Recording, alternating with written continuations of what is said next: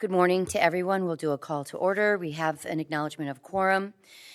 Last meeting, we did do an election of the bid officers. Unfortunately, at that time, we were not aware that Tracy was not going to be able to stay on as a board member due to other personal obligations.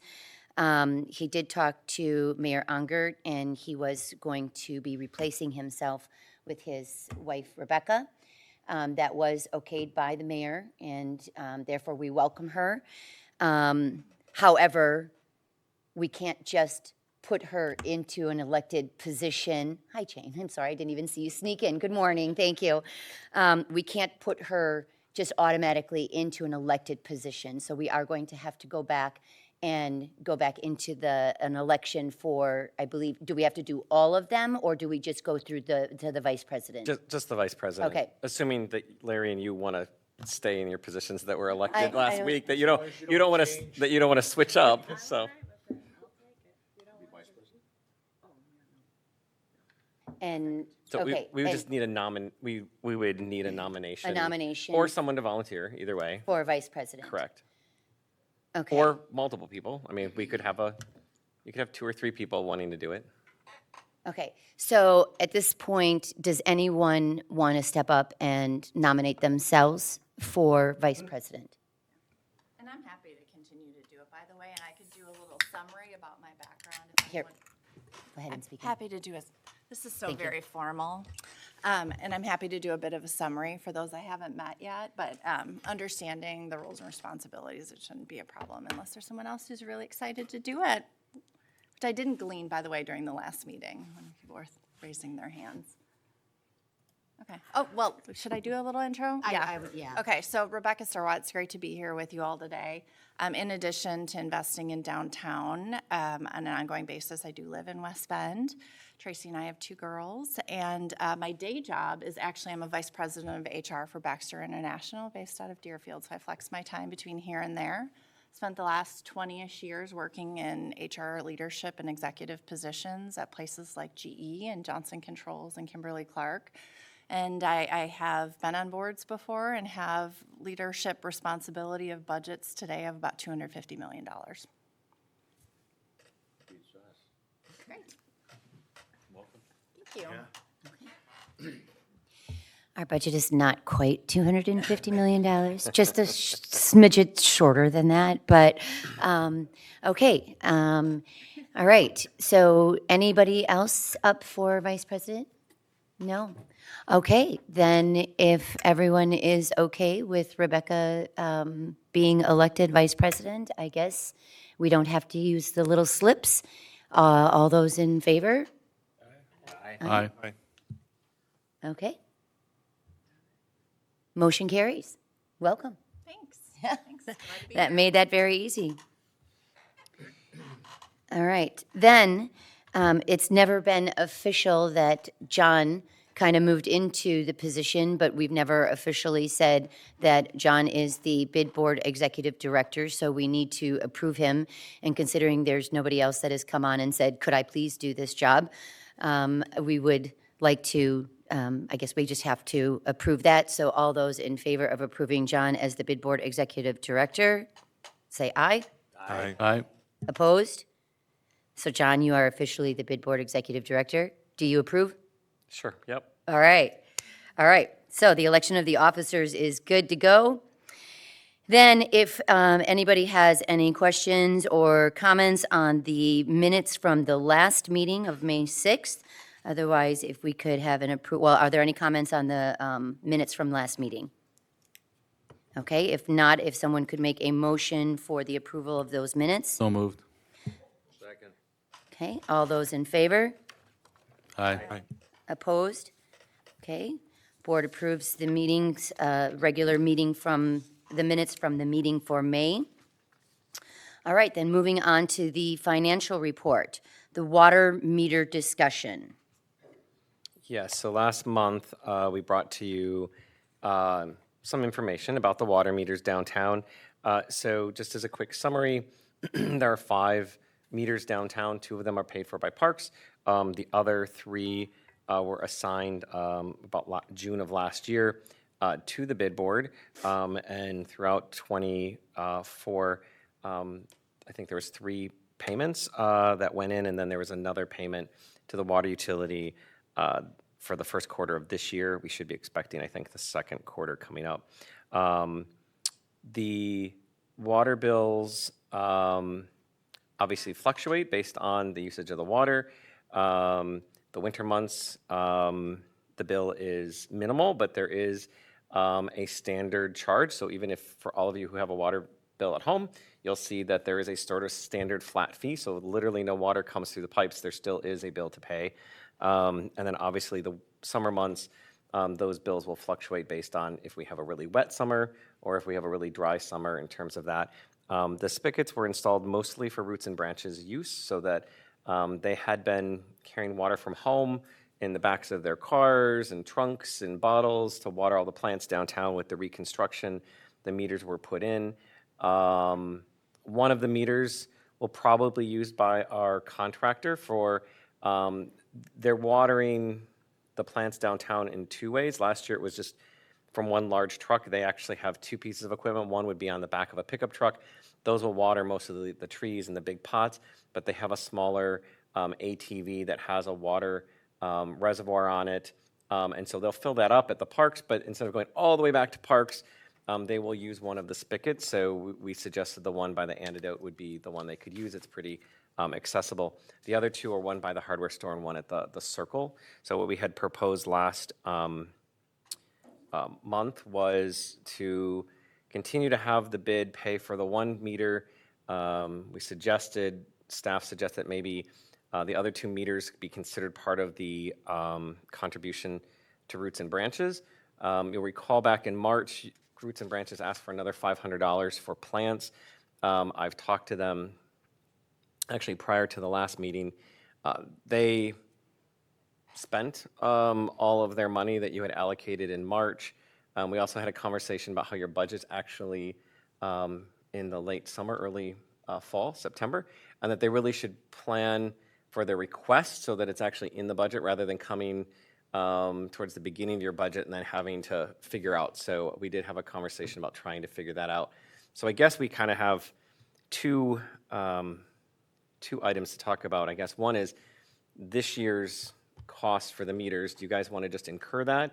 And then as we go through budget discussions in August and September, you would consider that maybe part of the contribution to Roots and Branches. Do you want to see about having the names changed on the meters and owner, the actual billable part? So that's sort of a question. The other part I should let you know about, which I didn't know about until Ashley got the bill about this 20 days ago. There is actually a utility charge because those meters are not in a building. They actually will freeze and they can get damaged through the winter. So in the fall, all of the outside meters are actually removed by the water utility. In the spring, they're put in. There's no charge to take them out, but to put them back in, there's a $50 charge per meter. So that's another $150 per those 3 meters each spring to have the meters put back in. So the water meter there's a cost to them, and I guess I'm looking for your opinions or directions. We've thrown a couple ideas out there. There's probably another 4 or 5 ways to, slice this particular cake or whatever. So. Were we always paying for that? No, so the meters were installed with the reconstruction of Main Street. Okay. There was a request to have more meters so Roots and Branches could have the spigots. I think there used to only be 2, now there's 5.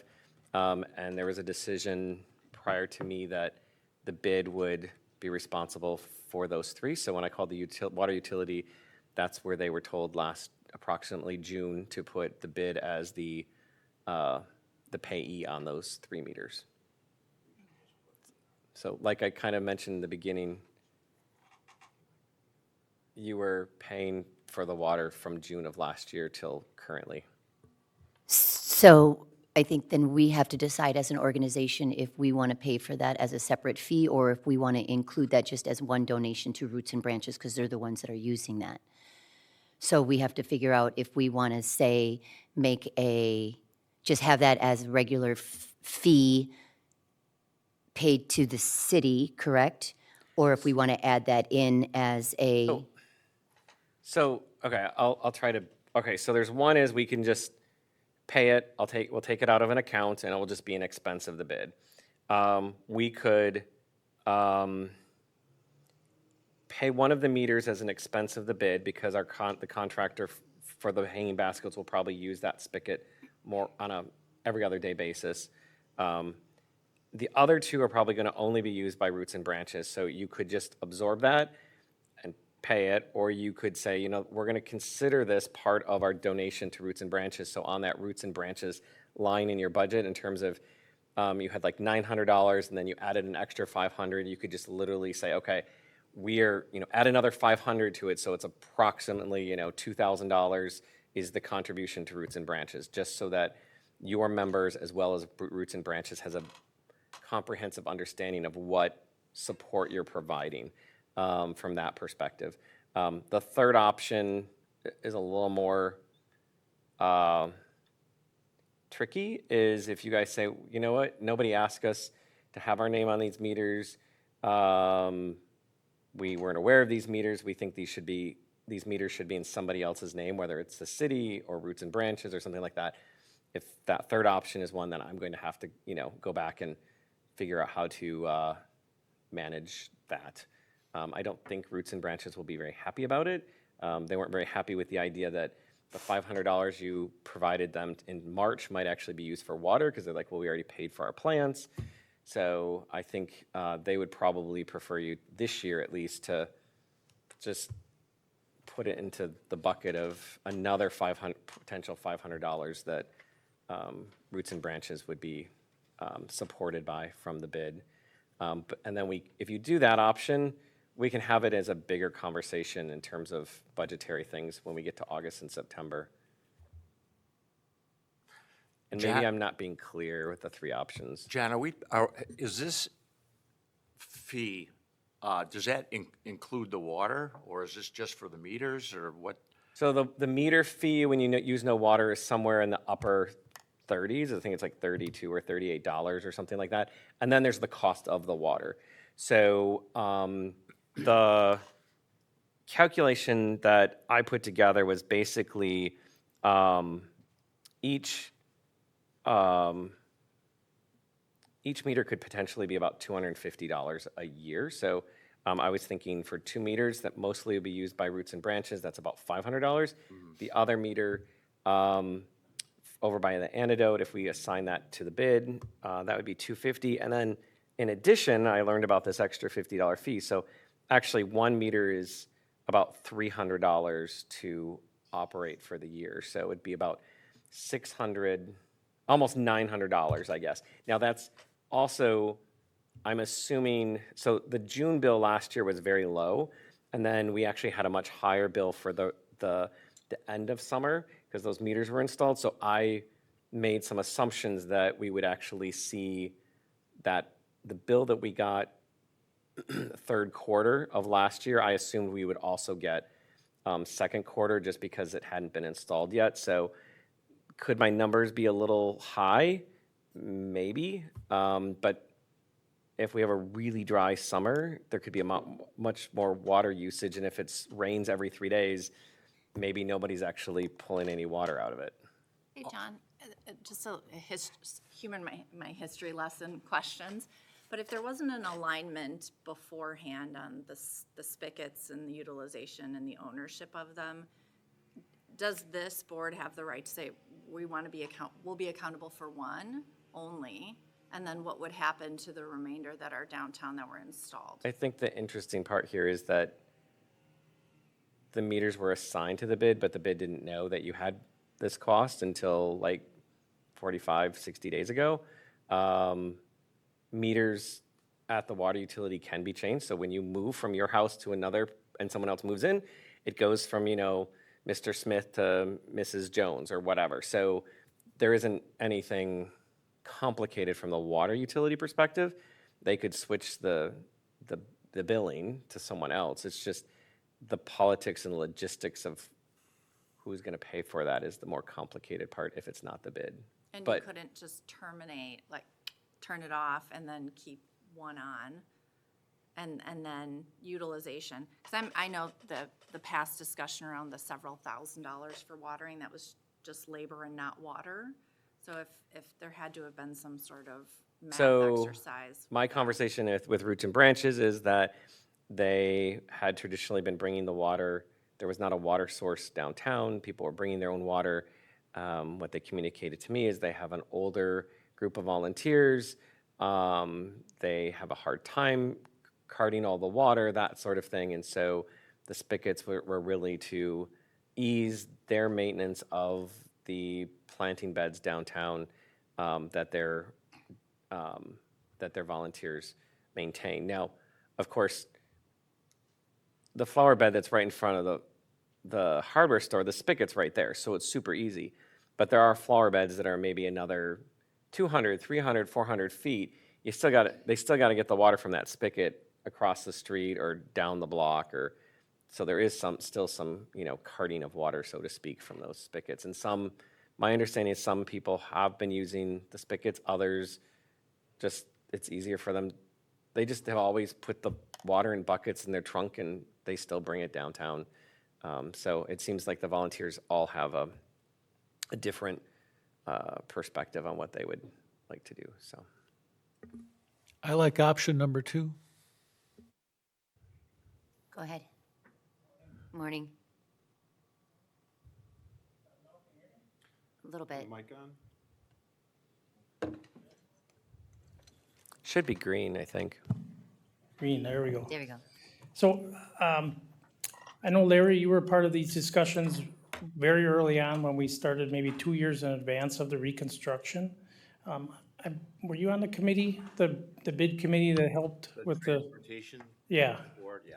So the water spigots were brought to the city as an addition to, the reconstruction project from the bid board. I believe that's why that was assigned to the bid board as responsibility, to provide this water for all your plants and everything else. So it was very early on in the discussion when these were requested to be installed in construction. So just a kind of little history on, I think that's why it was assigned to the bid, the meter responsibility. Yeah, it was never spelled out that way, but I could see that happening.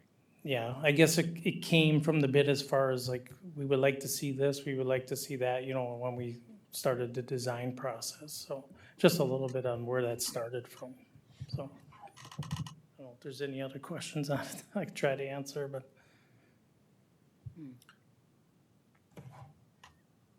I'm fine. Okay, thanks. Thank you. I think we're lucky to have Roots and Branches come down and volunteer and take care of all these plants. I don't know if there's any advantage to leaving the meters in our name or putting some in their name.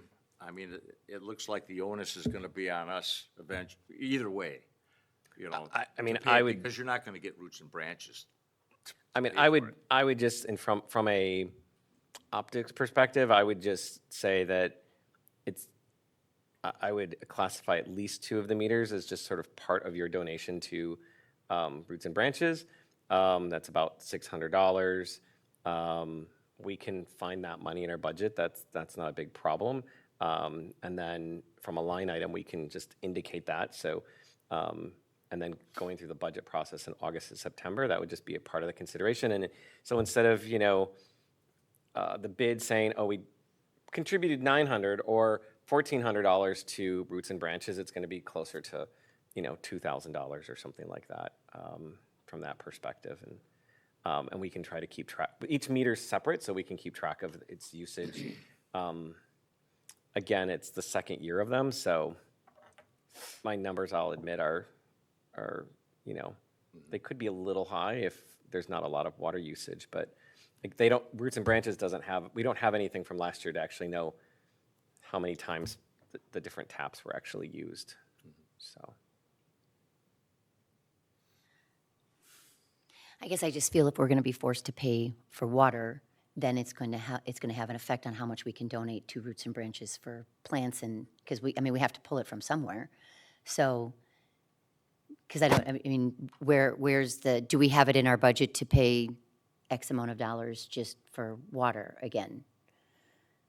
We can make it work for this year, I believe. for this year, but And forever. then I think that's the conversation. That we go need to- in August, September, we need to have that conversation as you're trying to allocate different things for different, we're gonna have some fixed cost, and then there's, some other cost of, let's say we're talking about Christmas wreaths on Fifth Street or something like that. You only have so much money, so it might be the difference of, you're buying 6 or you're buying 8 or something like that. So, I mean, there is some flexibility in the budget as terms of that. It, is the cost of these meters going to really affect the budget significantly? Probably not. I mean, it's a smaller portion of the budget, so. And after this year, having a full calendar year, by the time we get to budgeting in September and August, I think we'll have a better sense of the actual usage of those meters.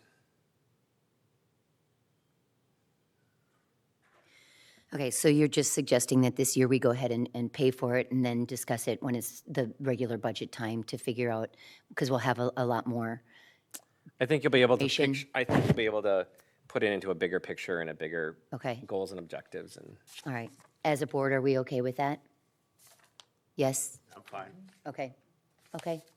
thanks. Okay. All right.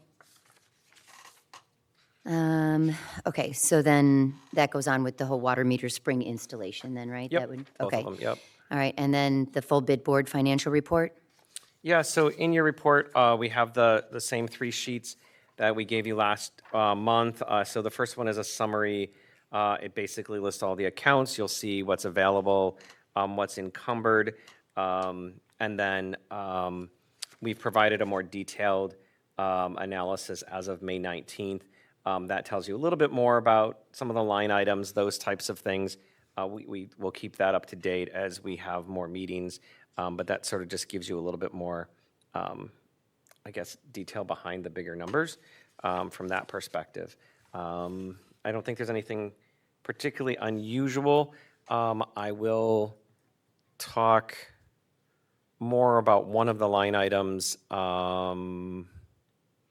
when we get down to reports to the Facade Committee. There's a financial thing I'll mention there, but otherwise I don't think there's too much unusual on this financial report.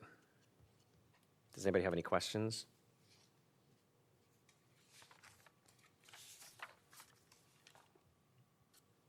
No questions? Okay, is there then, if there's no questions, if we have a motion to approve the financial report? So moved.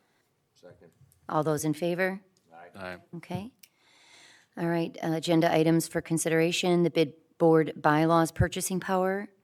Yeah, so this one, when we started looking at the bylaws, because they're obviously new to me, and we were also starting to look into, the different president, vice president, all those types of things. I came across the language in Article 7 that talks about the role of the executive director and basically authorizing invoices and paying bills and things like that. It currently says the executive director may approve purchases of less than $500. So when I read that, basically, you guys budget, for instance, for the hanging baskets. Well, that's more than $500. So technically, what should from my reading of it is that every time one of those bills comes in, I would have needed to put it on a bid board agenda. You would have had to approve it because it would have been over $500. But you've already sort of approved it in the budget, and how it had been operating is if it was a budgeted line item, the executive director had been approving those, moving them forward. Staying with the current language will stretch things out. Timing will become more complicated, particularly with like plants and other types of things. So we were recommending changing the language to indicate the executive director may approve invoices if they are in accordance with the bid operating plan, which is your operating plan that you adopt every September from that perspective. And then if something unusual comes up that's not in the operating plan, then we would bring it to you for approval. Does that? So we're just trying to clarify the words to match more what the tradition of operation has actually been. John, do we then see line item transactions for accountability if there That's was what's on the some financial limit? report we just saw. So yeah, on that financial report we were just looking at, that's where the main financial report, you'll see, it's basically, if you look at the marketing budget, it's 10,000 budgeted. There was actual expenses of 508, and then we have a net available of 9,000. And if you go to, which you didn't get before, was the detailed budget, you'll actually see, maybe I picked a wrong example, but if you go to the detailed one, that's where you start to see more details about, well, actually, the marketing was a bad one, but That is exactly what I was asking. landscaping's the one where we've detailed it out. The marketing has been the postcards we sent out for the Facade program and things like that. So they're fairly minor type things. So we could be more detailed or not, but, and obviously if it's a postcard mailing that costs $200, it's under the 500, so we wouldn't have brought it to you, but some of these are pretty, for instance, the 5th and 6th Street cleanup, that was something that you guys had wanted to see done. That's 1,200. So like all those, a lot of these items, if you go back to that detailed sheet, would have been, coming back to the bid. Technically, the Facade Committee issues the approval for those grants, but it's been tradition that if the person meets the qualifications of the grant within the time frame, they get the grant money afterwards. But because most of those are all over $500, we'd have to bring it back to the bid. So the committee's already authorized it, but then before we could release the check, we'd have to bring it back to you to approve it. So you're just creating lots of backs and forths.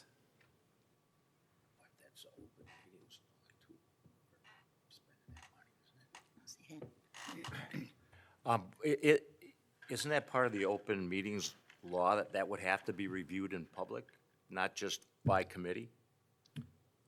The budget? No, the awarding of these grants and, Well, the grant committee meets, they award the grants, but then they do a report to you all indicating what the and what the that's grants approved were. by the board, And then yes, and we authorize the, correct, but you don't, I guess maybe that's a bad example. Well, you actually authorize the grant. I guess we would, maybe that original grant language needs to be tweaked at that point from that perspective, but.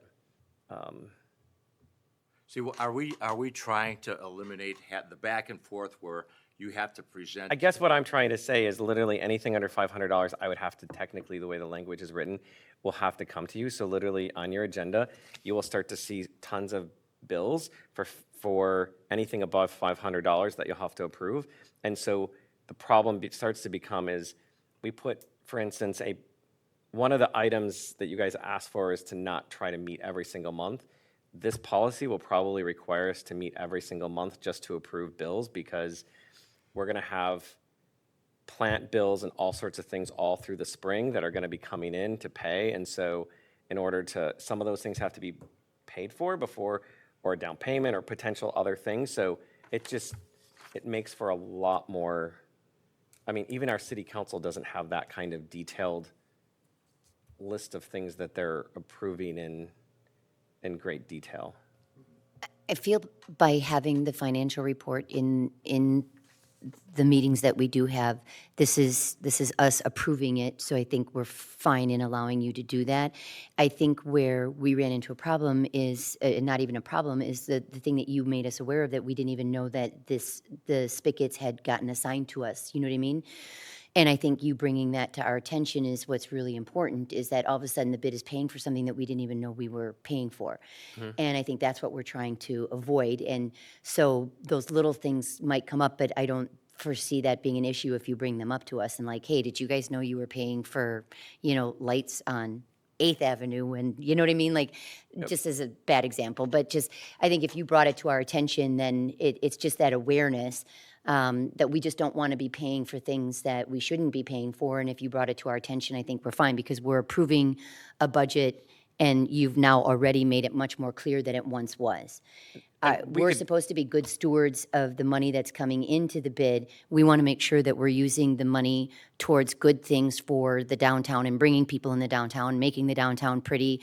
And, so I think that that's our job, is to approve it and make it good. But I don't think any one of us has the time, energy to sit around and approve a bid or a bill for $50.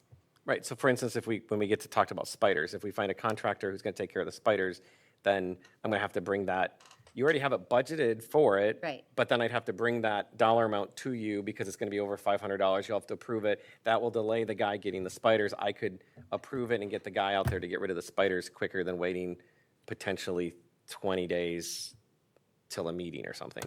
So you're just looking to get the wording changed, like it's, I'm just you getting- can I'm approve just- 500 or less unless already previous approved. Yep, we're just basically asking that last sentence to be changed to, the executive director may approve invoices if they are in accordance with the bid operating plan. So if it's in the plan that you adopted in September, then we could approve it. If for some bizarre reason, something comes up in May or June, that's a whole new thing, and then we would bring it to you, you guys would essentially be at one of these financial sections of the agenda approving staff to move forward with some other additional costs. Or maybe you're shifting the operating plan dollars somehow. Okay. Chrissy, you want to make a motion? No, I'm just saying that makes sense. Like, he can approve 500 or less unless it was already previous discussed. It just, he needs that wording changed. It makes sense. Then we would need a motion. I think we have a comment. Yes. Oh, sorry, thank you. I have a comment. Yes. I'm in favor. I'll make a motion. Thank you. For approval. If you'd like to second it, I welcome it. Second that. Did you have discussion? I just Rick? had one additional comment. So if I'm going to understand correctly, in the previous language, the $500 threshold was to probably prevent overspending or frivolous or exorbitant things. But now with the changed language, if it's in accordance with the operating plan, we'd allow you to do that. So in the operating plan, do we set thresholds about like when it would be too much? Do you follow what I'm saying? So in the operating plan, you have generalized dollar amounts for like Yeah. marketing and facade, and then you have some detailed items underneath that. So Yeah. those are sort of the thresholds. Yes. So we would define those in the operating plan, and then you would be working within that. Something costs $600, but you could get something else for less and still budget within it. We would be giving you the ability to do that. Is that correctly phrased? So the language we propose would be, there wouldn't really a dollar amount. So if it's 500 or 2,000, or it's a $6,000 bill or something like that, then staff, or I would just approve it because it is already marked in the operating plan. Right. Thanks. And it's essentially, the language is just matching what has been happening. You're right. Okay. We have a motion and a second. All those in favor? Aye. All right. Aye. Aye. Opposed? All right, motion carries. Thank you. Okay, the downtown cleaning program quotes. Yeah, so last month, we talked a little bit about spiders and spider webs and other cleaning type things. So staff had a quick meeting with Community Development, Engineering, Parks, Public Works, Building Maintenance to kind of evaluate the situation. We reached out to a number of contractors, particularly exterminators. All of them had indicated it was not something that they typically do. Their services are usually with a building. They spray around the outside of a building, inside a building, but not kind of in the outdoors or in an open space. So nobody was really quite interested from that perspective. The one thought we did have was that we could hire someone who could power wash the walkway, and that would be the first spot, is to try to get rid of, there's probably a number of years of spider webs. I mean, they're not all fresh. There's just spider webs hang around. Clean it all up, power wash it, make it clean. There is actually a product that we use at the city in parks buildings and other buildings that has worked very well. It goes on as a liquid, and so the thought was to put that then onto the steel and the other components of that walkway, What we don't know is if we were to put it on, if we cleaned it up in July, early August, and we were put the treatment onto that area in about mid-August, which is about when the spider season comes. What we don't know is how long that first treatment will last. Will it last all the way till November? Will we have to retreat again sometime in September or the 1st of October? So with the particular plan that I'm kind of proposing, the first year we'll have to, it'll be a little bit of an experiment of what works, doesn't work, what those timelines are. And then we'll actually have an understanding of it so that then we can probably have a better system probably next year. So I guess I'm trying to minimize any expectations that there won't be any spiders, because that treatment might only have a lifespan outdoors for so many weeks and then have to be retreated. And that's kind of, it will be one of those things where we have to be like, oh, the spiders are back, it's time to retreat. Or nope, there isn't any, it's still working from that perspective. And so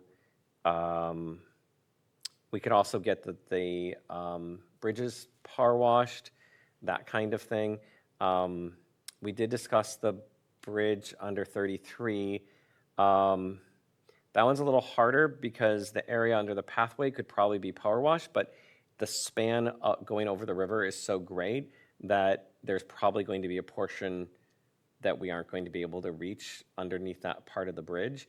In addition, the treatment for the spiders on the bridges being over the water body, I don't think is probably something that is going to be great. So I think we can probably, take care of the walkway, which I think is probably the worst, and then figure out like kind of a power washing scheme to knock the spider webs down. The question I have with the power washing is we could probably do it early here in the summer. They'll probably come back in the fall, or do we actually say that we do the power washing like around, early September, just as the spiders are starting to kind of come out. And so it kind of knocks them kind of down off the bridges, and then they might kind of come back in a couple weeks, but maybe the power washing just kind of makes it so it's not quite as bad through the fall. Again, kind of a trial experiment thing. And then we would, I don't have costs for any of these things, but if you think this is a good direction to go, then we'll, put those costs together. The power washing of the walkway is going to be a little bit expensive because you're going to actually have to have a lift that comes in from both Main Street and the Riverwalk. There'll be a scissors lift because they're going to have to come in and kind of cantilever over that staircase. So it's a pretty tall space. It's not the easiest. Leona, go ahead. I just want to mention, if you're going to be power washing in that walkway between Hussars and the Bend, we got to be careful with the historical property of the building. Well aware of that, yep. It would be a light, we don't need anything too excessive to get rid of the spider webs. I would say to go ahead and at least get the quotes on it, John, because I think it is an issue that comes up a lot. So it can't hurt to get the quotes on it, because I know that a lot of us here do hear quite a bit about the spiders. Yep. The other option is to have somebody on a lift and they would hand remove the spider webs with, like a Hand wand. remove? Well, you'd have to take a wand and you would literally be, they're Hand remove? Who would do such a thing? people who love spiders. God. Count me out. Yeah, if you have spiders on your eaves at your house, you just take the broom and just knock them down. So it'd be similar, except it's way up there and it's on a lift. And so, that's the other option is if we can't find someone who wants to power wash, we would have to find a company that would be willing to sweep them off, more or less. Yeah, let you get some quotes. Okay. Okay, thank you very much. And I'm guessing that, Peggy, you're not going to be No, there. Peggy's not volunteering for that one. Okay. No. All Any right, other well, thing but that. We'll move forward with Thank trying to you. figure that one out. All right. All right. Lights and decorations discussion. Yeah, so actually Larry just told me this because I was trying to figure out what the lights and budget decorations consist of because I don't have detail other than the large dollar amount. Larry said, I guess does the whole 20,000 go towards putting Not the Christmas? entirety, but most of it.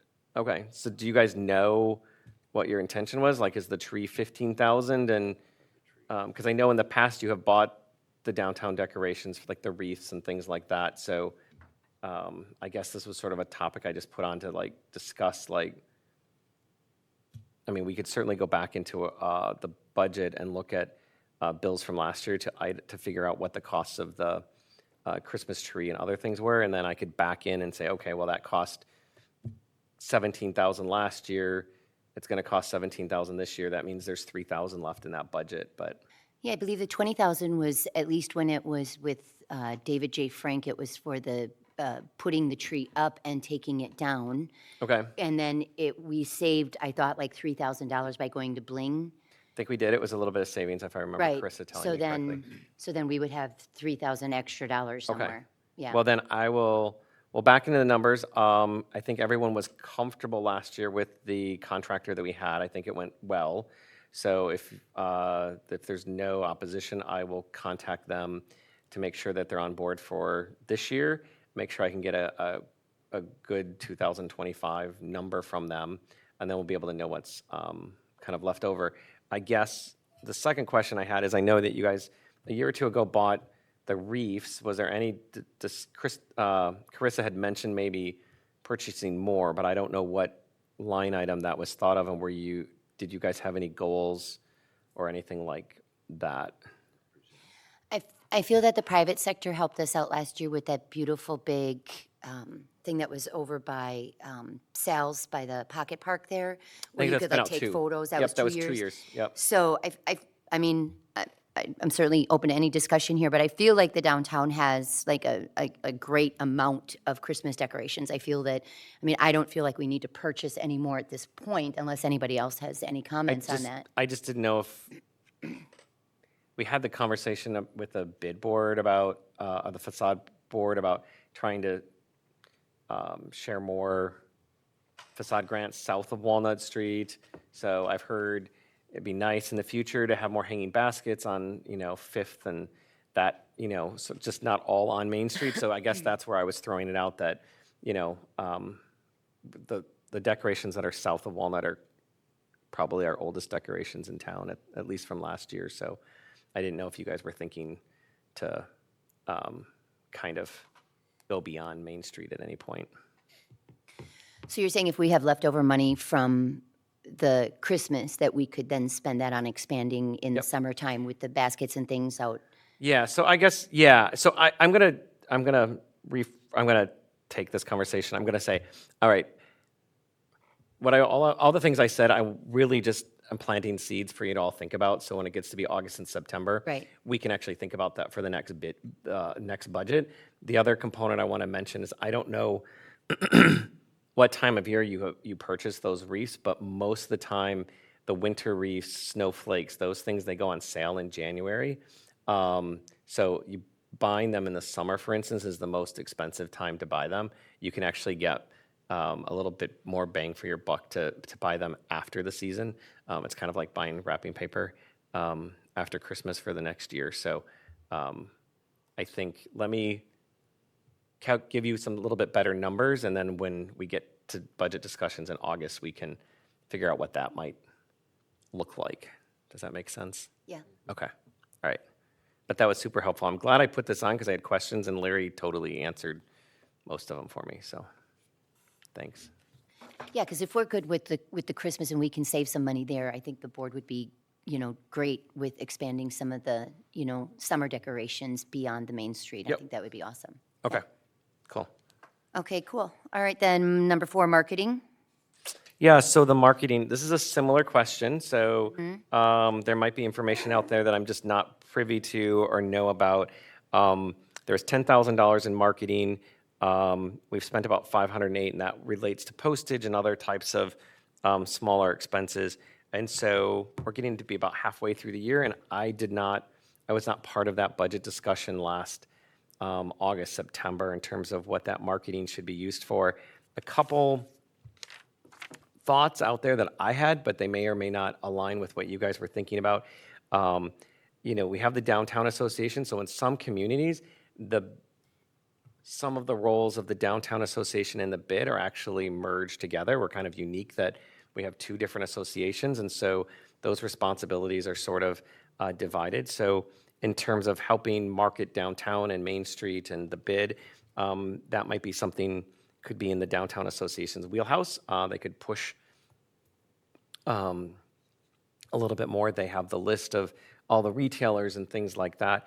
Also, I have seen in other bids, the bid might bring a consultant in to help shopkeepers kind of re-image their store or teach them a little bit more about marketing and how to display products, that kind of thing.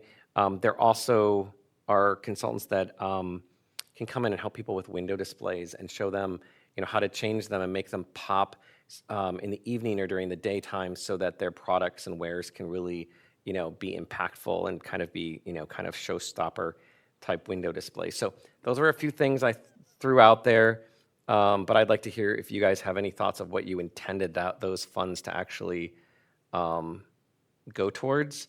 And of course, we could always just discuss this a little bit more during the August, September budgeting session too.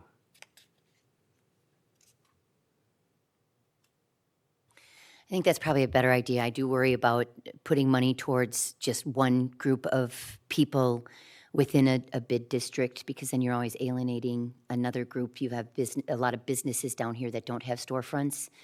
And I do worry about alienating them and them feeling, well, we're giving, I think of some of maybe the bankers who have a bigger space and they're putting more money into the bid, but they don't have a storefront that would benefit from something like that. You know what I mean? I don't know how that would go over. I think it's probably more of a multiple year thought process. Okay. So you might, if you brought somebody in that did storefronts, that would be more for retailers that sell goods versus somebody who does services.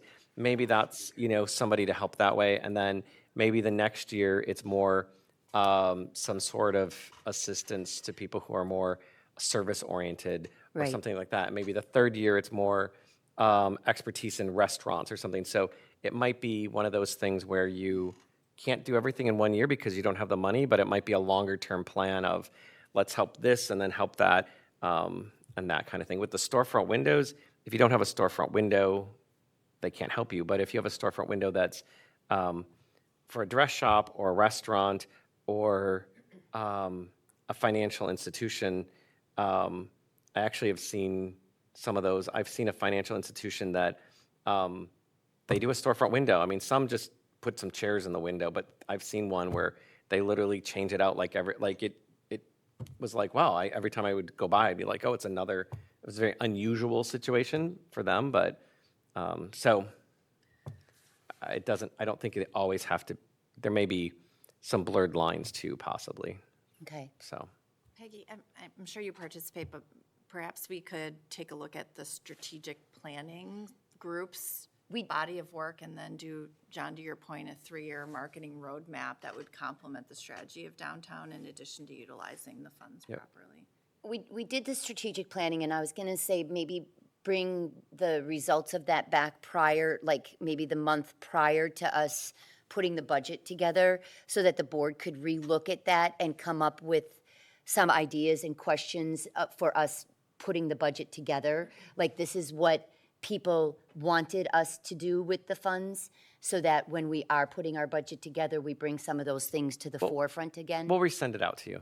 Yeah. So it's fresh. Yeah, we'll send it out this week so that you have it fresh, and then you'll have it for Yeah, the next 2 meetings, yeah.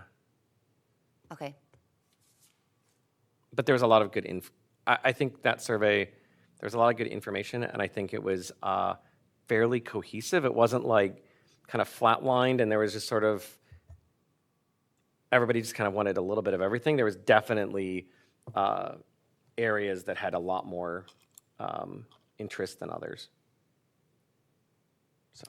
Not to go off the subject, just wondering if there's been any updates on what's going on with the gazebo. Yeah, so the gazebo, as you know, the Downtown Association bought the temporary gazebo that Right. was installed. And I believe Parks, along with administration and insurance, are working on it. My understanding is the cost of replacement of the gazebo exceeds the insurance that both the city and or the person who smashed into it actually has. So when you put those two together, there's still a shortfall from that cost. So they're working behind the scenes to work through any other options and things like that. So it is an active discussion amongst all of those different people, as well as the insurance companies and that kind of thing. So But it's not something that would be resolved in this calendar year? probably not, no. Yep. And then we have had a discussion with the private sector group about a downtown. So in addition to the master plan, coming up with a lighting plan for downtown. And then we've started to have conversations about potential funding of, instead of a high-level plan, it would probably be a plan that's a little bit more detailed that would lead into construction for the redesign of Old Settlers Park, as well as the 5th and 6th Street areas to the south and to the west of Main Street. Okay.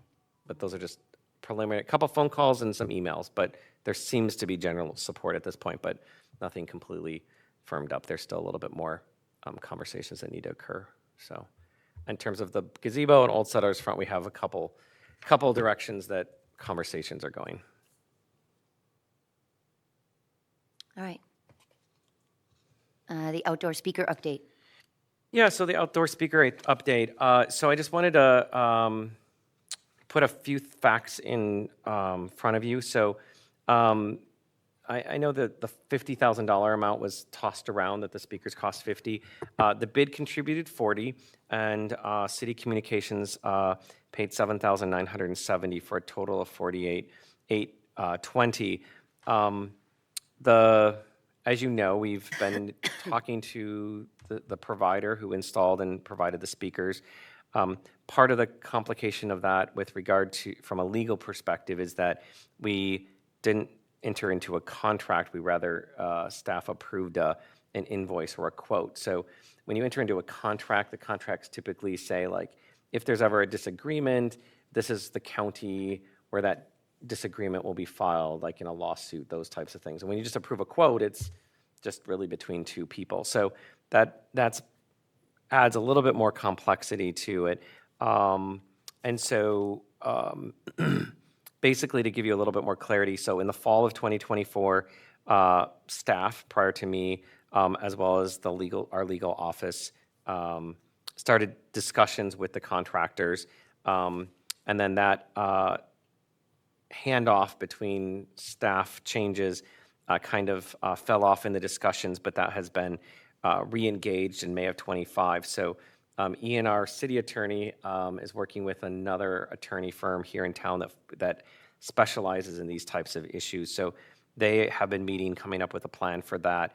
And then we've also had meetings with administration and IT from that perspective. And IT is actually talking to other consultants to see if the current speakers we have could actually be reused. So the question is, we know they weren't working, but is it the speakers? Is it the main devices that actually send the signal out to the speakers? Is it that if you had the speakers only within a block, everything would work, but because of the distance, it's too great from that perspective? The other item we looked at is there was a choice to go wireless. Is it really the issue with wireless? Should we go back to a wired system? The room in the Centrum building that has the equipment is on the west side of the street. I talked to our engineer to find out, how hard would it be to take a wire out of the Centrum building and then into a duct bank, and then go, wire up into each light post to a wired meter. Found out that the duct banks on the west side of the street were taken out of the construction project, so there's only duct banks on the east side. So there are empty conduits on the east side of the street where you could run a wire through. There aren't any on the west side under the sidewalk. So the complicated there is now if you're going to stick with the Centrum building, you have to get across the street into those duct banks, or you have to, if you're going to go hardwire, you have to find another location on the east side of the street to put that in. Ideally, if Old Sellers Park was redesigned and a building with bathrooms and things, that would be a perfect building to actually have a utility closet for this type of equipment, and then we wouldn't have to rent or borrow space from a property owner or something like that. It would be with, in the parks or city-owned buildings. So that's something for us to think about too. So there's conversations between two attorneys' firms going on with the supplier of the equipment and the installation. We're looking to see if the equipment we have can actually, if any of it can be reused. And so we're digging into all those pieces. But the realistic probability of the bid board seeing the $48,000 is? When I speak to Ian, if we ended up going to court, it probably because the contractors, I think in Nebraska or North Dakota or something, and then we're in Wisconsin, it's not clear where you would file the court case, so it'd probably go to federal court. And the court cost would probably be at least 3/4 of that dollar amount, and we probably wouldn't get court cost reimbursed. So it's a lot of effort and money spent to get a small bit of money. I think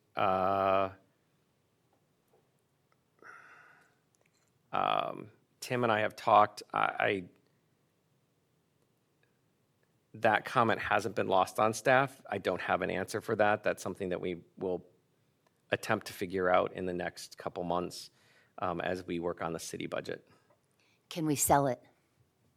That is another option to see if we could sell it and get something out of it, and IT would be looking at that too, to see if we could put it out on, a website or something like that. Okay. It just seems to keep coming back, and I just wonder why at what point do we just say, sell it and get rid of it? It's ours. That's an option. We could just sell it, get rid of it. If we get 20,000 for it, then that's probably better than 20,000 on attorney fees. Yeah, So I that's a don't good option. Hi, Chief.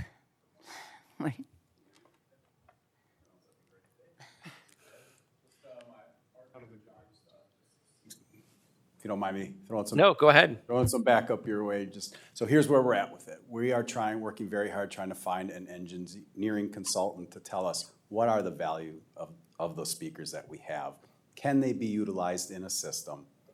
If that's the case, our demand letter then becomes very clear to the company to say, we need this fund amount to make it whole, to make the system work, right? So if they say $20,000 will make this system work, then our demand letter is very clear. Right now, we don't necessarily have a great demand letter other than take the speakers back and refund the entirety of our fund, which we can't because, as you know, we altered the speakers. We've painted them, we've done those things. So we're working through it. He's being modest. John has spent a tremendous amount of time working through with our IT to try to find a solution. Here's what we can guarantee you. You've invested in a speaker system. There will be a speaker system downtown. We'll have to play the long game because we want to do it right. We don't want to jump into another system that becomes problematic. So much like the gazebo conversation last night at council, we accepted about $56,000 from the insurance company. That's probably all we're getting from the insurance company. We're seeking other avenues to try to reclaim more money, but quite honestly, it's blood from a stone. There is probably no money. So I think we're still investigating those aspects. Long story to get to. I think Director Jensch put it very well last night that this is where we're at, so now we move forward. This 56 last night is a great seed money piece to look at. How do we do it correctly? How do we do it long-term through the plan that John was mentioning? and a complete redesign, public restrooms, all of those things, a new spot for the speakers. How do we get the speakers right so we're not up here in front of you once a year telling you that we've got another problem? So John is on it. He's being modest. He's really been putting time in to figure it out. It's going to be long-term, but the bottom line is you invested in a speaker system, you're getting a speaker system. The city accepts its culpability for, before our time, not having a contract, buying off a quote wasn't the way we do things. I was appreciative of your conversation earlier on the financial maneuverings of the bid, because that's exactly why you put a system in place to make sure these kind of things don't happen. So there were consequences for those actions within the city staff. One of our employees no longer here mainly because of that, but now it's time to move forward. So Right. lots of words to tell you. Someday you're getting a speaker system. Okay. Will it be by Christmas? No. Probably not. But maybe we could all carol down there. We'll help you when you're taking the cobwebs. Okay. Thank you, Chief. Okay. All right. No, thanks. All right, we'll move on. The bid facade grant. Yes, so I just wanted to let you all know, we did have a meeting scheduled for the 17th for the facade committee, but we got no applications for this particular round. Staff did meet with 3 property owners, but they all decided not to move forward with an application. They felt that they had a little bit more work to do. They had ideas, but we talked about how there'll be a new round coming up in a number of months, and I tried to give them as much information so that they could use the next number of months to their benefit to be able to have good applications for the next round. So that $7,500-ish amount, we don't have any applications to hand that off to. So that would roll over into next year's budget cycle for the facade program. And then second thing is, I guess, since we don't have anything to review, does the facade committee actually want to meet on the 17th? I don't have much to update. Of those awards that have been given, the Boys and Girls Club is going forward. I believe they're signing some contracts, so you should see some work happening soon. I've Mean met- Big Brothers, Big Sisters? Yes, I'm sorry, Big Brothers, Big Sisters, sorry. I did meet with the new architect for Hussar, so he is moving forward with that. From that perspective, he is aware of some other approvals he needs to get from Planning Commission, so he's moving forward with that. So I would hope that he also would be getting those approvals in the next 2 months and then breaking ground this fall, so he could be complete within his timeframe. There was a project at the Outbreak that was awarded last June. I think their timeline, I can't remember now if it's the 26th of June or the 28th. They have incomplete building permits at the city for the last year. They haven't done any work. So I would anticipate that that project that grant will just basically recycle back into the budget from that perspective. So it's a very big project. There's no way they're getting it done in 3 weeks from that perspective. So we'll see where that goes. So we'll have some extra money in the facade program to discuss in August and September during our budget process. So from that perspective, so. Okay, and then the strategic plan committee? Yeah, well, one question. Does the facade group, Jane's the chair of it, I'm just saying if there's really no reason to meet with, we okay, should just. great. Then we won't. All right, sounds good. Yes, and then the strategic planning committee, we did the survey. There was a committee formed and met a number of times. I've had discussions with Larry. The discussion sort of was, I think, in August, we would kind of go through that. So I think we might plan for a little bit. We'll try to focus mostly on sort of the thinking, brainstorming of what you want that the strategy be for the next year, and possibly I would even push you guys to think about, maybe like we talked about for marketing. Do you have a longer term plan for the next 3 years or something like that? So we'll try to stretch that a little bit from that perspective. So that's sort of where we're going with that, and I or Ashley will send out that survey to you all here either today or tomorrow, so you have that fresh in your inbox. Thank you. Yep.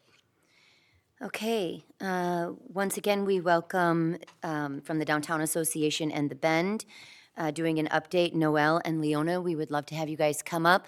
Obviously, if anyone was downtown last Thursday, they heard from a very long distance the wonderful success of the block party. If you guys would like to share with us all of that. All right, there we go. Thank you, everyone. So we are just thrilled at the success of the block party. It was a true collaboration with the Bend and the Downtown West Bend Association, the city. I hope that some of you were there to celebrate with us. Leona and I were chatting a little bit briefly, and we do thank our law enforcement for being there too, and making sure that they are overseeing and making things safe as well, with our volunteers as well. But the count from the roof was around 5,500. Just from them observing the bird's eye view from up there. So it's just phenomenal. It just continues to grow. Last September, it was close to the 5,000 attendee mark as well.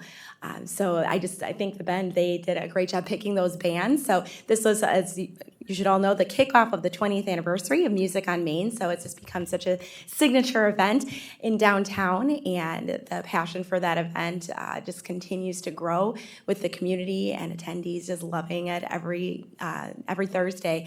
So for the next 13 Thursdays, it's going to continue.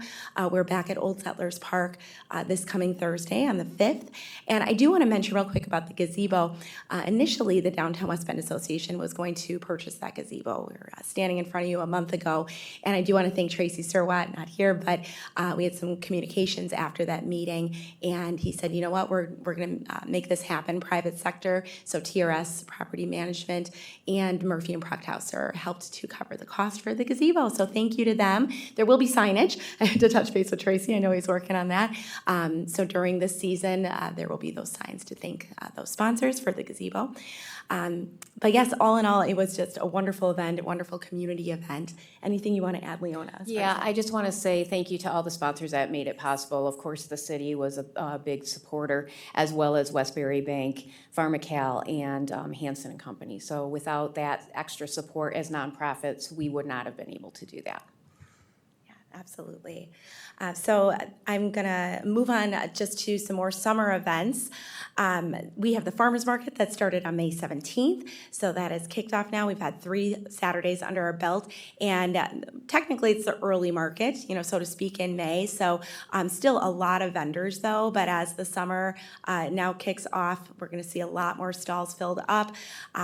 Very grateful to the city, those numbers that were painted. I have to report that they have already proven to be very helpful for our vendors that need to know, where their stall is located, even with sending the maps. Actually seeing the number on the curb has been just so beneficial. So grateful to the city for allowing us to do that. And so that is continuing, rain or shine. It's definitely seeing a lot of people come on down. Even for the first rainy day, we still had a very nice crowd of people coming downtown and visiting our beautiful space. We also are in the month of June, which means that we are in the month of Global Fest. So this is the brand new festival through the city of West Bend and their major event grant that we have been planning and working so hard with the committee on for this past year. It's going to be on June 28th and 29th. That's Saturday and Sunday at the end of this month. But we have over 30 nations being represented, whether it's the performances on the stage, the food that's being served both days, and the artisans that are selling beautiful items around the world. So we're really excited to welcome, just people. Like, we've been marketing this a lot, and it's really going to continue to ramp up the month of June. So looking to bring people from out of our community as well that are curious about this new event that has never taken place here before, and showing what a welcoming community that West Bend is. So look forward to seeing many of you. Hope that we'll see you there for that event. All right, as far as the Bend, we've got a lot going on. This week we have Not Green Day on the 4th, so we're starting our Wednesday series for the summer because we're trying not to interfere with the festivals over the weekends. So that'll be starting in June and occurring through the rest of the summer. We are very excited to be partnering for the Alzheimer's Association's Longest Day fundraising activities and having a comedy team come in, including Charlie Behrens, on June 11th. That is almost sold out, so it's going to be a busy day. June 13th, we have Jim Messina. Very excited. Loggins and Messina, Jim Messina. Yes, the actual, not a tribute. So we are very excited to have Jim and his team coming in, and we're seeing the numbers rising for attendees for that as well. That corresponds with the John Deere festival or conference that is at the county grounds. June 18th, we have Duran Decade. That is a tribute coming in. It's their debut performance, so we're really excited to be the venue that is actually seeing that for them, and the numbers are rising for that. Another busy day. June 21st, we have Comedy Leah and Andrew Ruddick, Comedy Sibling Team. And then on the 24th and the 25th, we have Hotel California. July, just briefly, we kind of tone it down a little bit, but the couple things that we're excited about is we do have in the middle of the month, July 16th, Simple Men and Southern Nights, as well as on July 9th, we're teaming up with the Youth and Family Project to have Christmas in July. So we're excited about that, as well as in August, we're actually teaming up with the library to have a talent show. So looking forward to those activities that we're bringing to the community, and we're so excited and happy that we have partners in all the support that we receive. Thank you, ladies. Oops, sorry. Thank you, ladies. We really do appreciate you coming every month, and we love to hear what you guys are literally bringing to the downtown. It's fantastic. Thanks to you as well. Thank you. Thank you so much. Thank you. It's not listed on here. Does anybody have any specific items that they would like to have added to the agenda for next month? All right. Thank you for your time. If we could have a motion to adjourn. So moved. All those in favor? All right. Approved. Have a great day.